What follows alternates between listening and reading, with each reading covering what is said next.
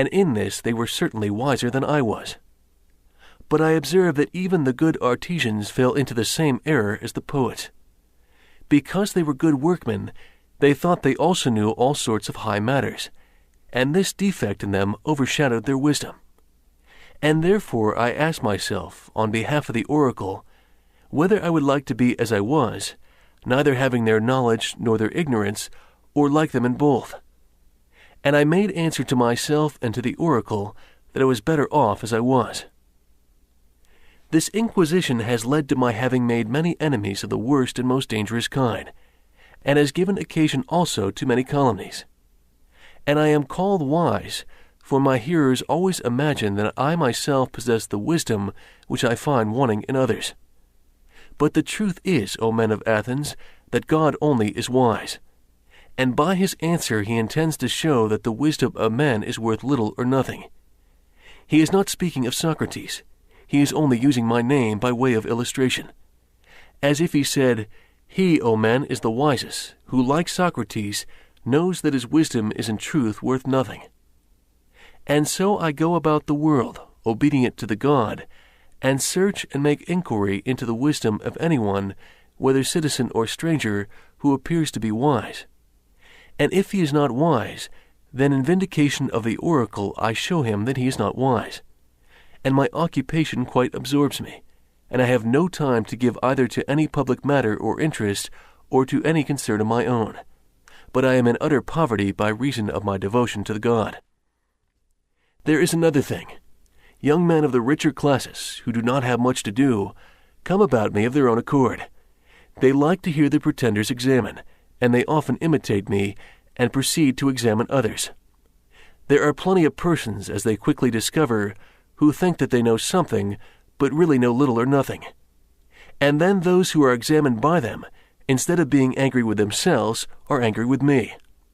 This confounded Socrates, they say, this villainous misleader of the youth. And then if somebody asks them, why? What evil does he practice or teach? They do not know, and cannot tell. But in order that they may not appear to be at a loss, they repeat the ready-made charges which are used against all philosophers about teaching things up in clouds and under the earth, and having no gods, and making the worse appear the better cause.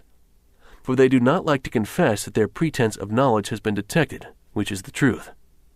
And as they are numerous and ambitious and energetic, and are drawn up in battle array, and have persuasive tongues, they have filled your ears with their loud and inveterate calumnies. And this is the reason why my 3 accusers, Meletus, Anytus, and Lycon, have set upon me. Meletus, who has a quarrel with me on behalf of the poets, Anytus on behalf of the craftsmen and politicians, Lycon on behalf of the rhetoricians. And as I said at the beginning, I cannot expect to get rid of such a mass of calumny all in a moment. And this, O men of Athens, is the truth and the whole truth. I have concealed nothing. I have dissembled nothing. And yet I know that my plainness of speech makes them hate me. And what is their hatred but a proof that I am speaking the truth? Hence has arisen the prejudice against me, and this is the reason of it, as you will find out either in this or in any future inquiry. I have said enough in my defense against the first class of my accusers. I turn to the second. They are headed by Meletus, that good man and true lover of his country, as he calls himself. Against these 2 I must try to make a defense. Let their affidavit be read. It contains something of this kind. It says that Socrates is a doer of evil, who corrupts the youth, and who does not believe in the gods of the state, but has other new divinities of his own. Such is the charge. And now let us examine the particular counts. He says that I am a doer of evil, and corrupt the youth. But I say, O men of Athens, that Meletus is a doer of evil, in that he pretends to be in earnest when he is only in jest, and is so eager to bring men to trial from a pretended zeal and interest about matters in which he really never had the smallest interest. And the truth of this I will endeavor to prove to you. Come hither, Meletus, and let me ask a question of you. You think a great deal about the improvement of youth. Yes, I do. Tell the judges, then, who is their improver, for you must know, as you have taken the pains to discover their corrupter, and are citing and accusing me before them. Speak then and tell the judges who their improver is. Observe, Meletus, that you are silent, and have nothing to say. But is not this rather disgraceful, and a very considerable proof of what I was saying, that you have no interest in the matter? Speak up, friend, and tell us who their improver is. The laws. But that, my good sir, is not my meaning. I want to know who the person is. Who, in the first place, knows the laws? The judges, Socrates, who are present in court. What do you mean to say, Meletus, that they are able to instruct and improve the youth? Certainly they are. What, all of them, or some only and not others? All of them. By the goddess, here, that is good news. There are plenty of improvers then. And what do you say of the audience? Do they improve them? Yes, they do. And the senators? Yes, the senators improve them. But perhaps the members of the assembly corrupt them, or do they too improve them? They improve them. Then every Athenian improves and elevates them, all with the exception of myself, and I alone am their corrupter. Is that what you affirm? That is what I stoutly affirm. I am very unfortunate if you are right. But suppose I ask you a question. How about horses? Does one man do them harm and all the world good? Is not the exact opposite the truth? One man is able to do them good, or at least not many. The trainer of horses, that is to say, does them good, and others who have to do with them rather injure them. Is not that true, Meletus, of horses or of any other animals? Most assuredly it is, whether you or Anytus say yes or no. Happy indeed would be the condition of youth if they had one corrupter only, and all the rest of the world were their improvers. But you, Meletus, have sufficiently shown that you never had a thought about the young. Your carelessness is seen in your not caring about the very things which you bring against me. And now, Meletus, I will ask you another question. By Zeus, I will. Which is better, to live among bad citizens or among good ones? Answer, friend, I say.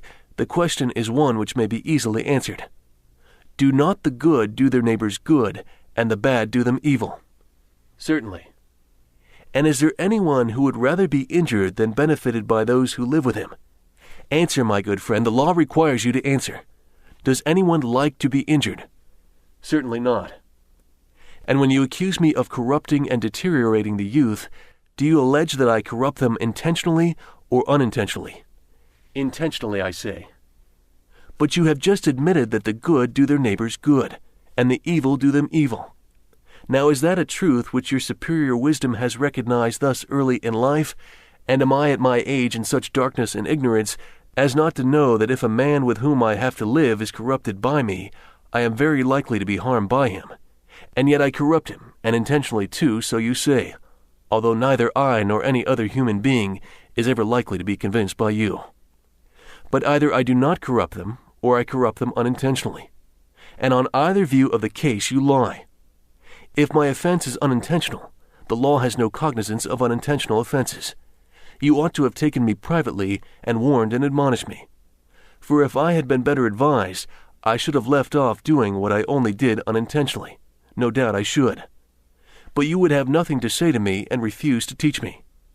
And now you would bring me up in this court, which is a place not of instruction but of punishment. It will be very clear to you, Athenians, as I was saying, that Meletus has no care at all, great or small, about the matter. But still I should like to know, Meletus, in what I am affirmed to corrupt the young. I suppose you mean, as I infer from your indictment, that I teach them not to acknowledge the gods which the state acknowledges, but some other new divinities or spiritual agencies in their stead. These are the lessons by which I corrupt the youth, as you say. Yes, that is what I say emphatically. Then by the gods, Meletus, of whom you are speaking, tell me in the court in somewhat plainer terms what you mean. For I do not as yet understand whether you affirm that I teach other men to acknowledge some gods, and therefore I do believe in gods, and am not an entire atheist, this you did not lay to my charge, but only you say that they are not the same gods which the city recognizes. The charge is that they are different gods. Or did you mean that I am an atheist simply and teach atheism? I mean the latter. You are a complete atheist. What an extraordinary statement. Why do you think so, Meletus? Do you mean that I do not believe in the godhead of the sun or moon like other men?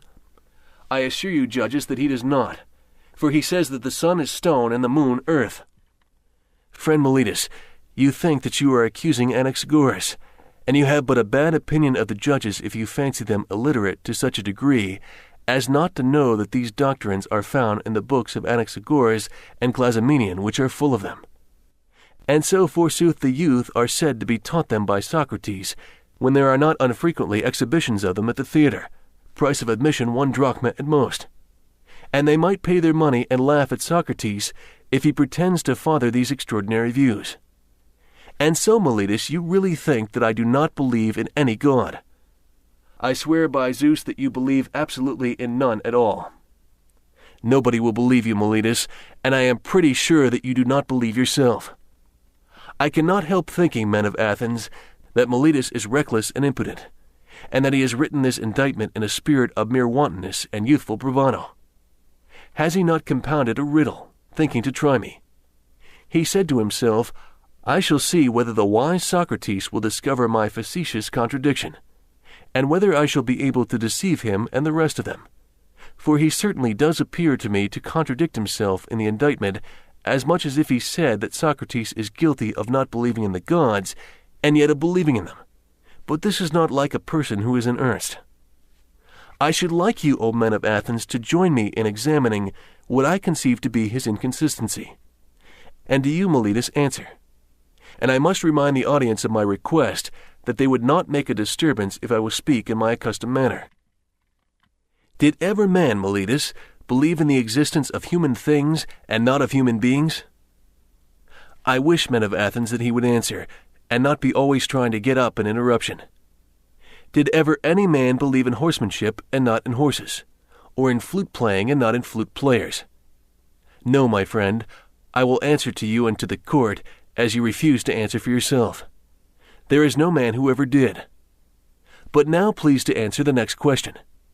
Can a man believe in spiritual and divine agencies and not in spirits or demigods? He cannot. How lucky I am to have extracted that answer by the assistance of the court. But then you swear in the indictment that I teach and believe in divine or spiritual agencies. At any rate, I believe in spiritual agencies. So you say and swear in the affidavit. And yet if I believe in divine beings, how can I help believing in spirits or demigods? Must I not? To be sure I must, and therefore I may assume that your silence gives consent. Now what are spirits or demigods? Are they not either gods or the sons of gods? Certainly they are. But this is what I call the facetious riddle invented by you. The demigods or spirits are gods, and you say first that I do not believe in gods, and then again that I do believe in gods. That is, if I believe in demigods.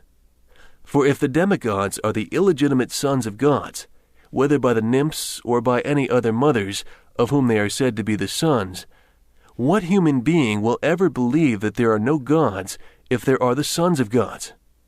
You might as well affirm the existence of mules and deny that of horses and asses. Such nonsense, Meletus, could only have been intended by you to make trial of me. You have put this into the indictment because you had nothing real of which to accuse me.